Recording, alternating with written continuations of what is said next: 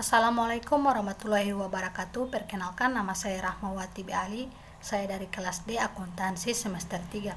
Di sini saya akan menjelaskan sedikit tentang Islam dan ekonomi, di mana Islam muncul sebagai sumber kekuatan yang baru pada abad ke-7 Masehi. Menyusul runtuhnya kekaisaran Romawi, kemunculan itu ditandai dengan berkembangnya peradaban yang baru sangat mengagumkan. Yang berikut, ekonomi Islam sesungguhnya secara inheren merupakan konsekuensi logis dari kesempurnaan Islam itu sendiri. Islam harus dipeluk secara kafah dan komprehensif oleh umatnya. Yang berikut yaitu aturan permainan ekonomi Islam. Yang pertama, Allah semesta, termasuk manusia, adalah milik Allah yang memiliki kemahakuasaan atau kedaulatan sepenuhnya dan kesempurnaan atas makhluk-makhluknya. Yang kedua, Allah telah menetapkan batas-batas terhadap perilaku manusia sehingga menguntungkan individu tanpa mengorbankan hak-hak individu lainnya. Yang ketiga, semua manusia tergantung pada Allah. Yang berikut yaitu perbedaan dasar sistem ekonomi Islam dan konvensional. Yang pertama yaitu perbedaan sumber atau epistemologi. Sebagai sebuah adin yang sumbernya berasaskan kepada sumber yang mutlak, yaitu Al-Quran dan As-Sunnah.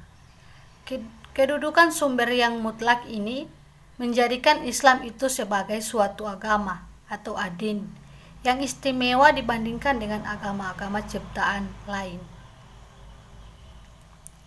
Larangan-larangan Allah Subhanahu wa taala seperti riba, Quran surat Al-Baqarah ayat 275. Perniagaan babi, judi, arak dan lain-lainnya. Karena perkara-perkara tersebut mencerobohi fungsi manusia sebagai khalifah tadi. Oleh karena itu, sumber rukunnya untuk manusia dalam semua keadaan termasuk persoalan ekonomi ini adalah lengkap. Yang selanjutnya yaitu tujuan kehidupan. Tujuan ekonomi Islam membawa kepada konsep al-falah atau kejayaan di dunia dan akhirat, sedangkan ekonomi sekuler untuk kepuasan di dunia saja. Ekonomi Islam meletakkan suatu sebagai khalifah di muka bumi ini, di mana segala bahan-bahannya yang ada di bumi dan di langit adalah diperuntukkan untuk manusia. Yang berikutnya adalah kesemuanya bertujuan untuk beribadah kepada Allah Subhanahu wa taala. Dalam hal kaitan ibadah, kita mengenal ada ibadah yang khusus, ada pula ibadah yang umum. Manusia merupakan makhluk sosial oleh karena itu di dalam soal pemikiran harta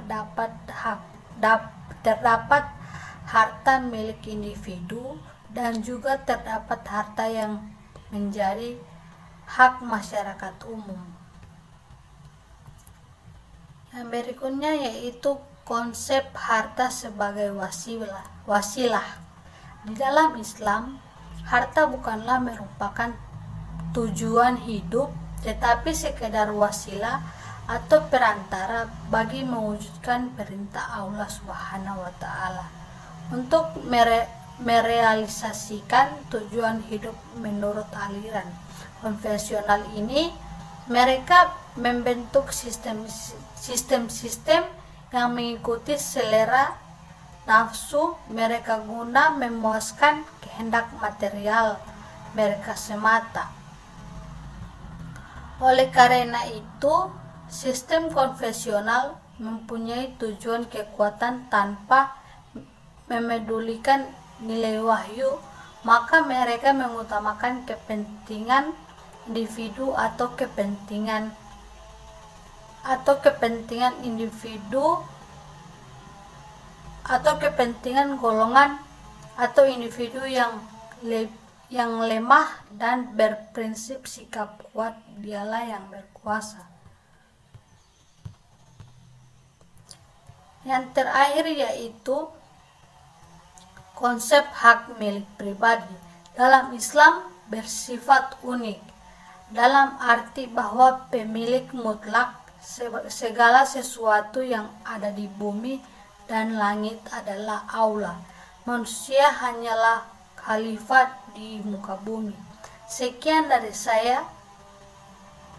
Wassalamualaikum warahmatullahi wabarakatuh.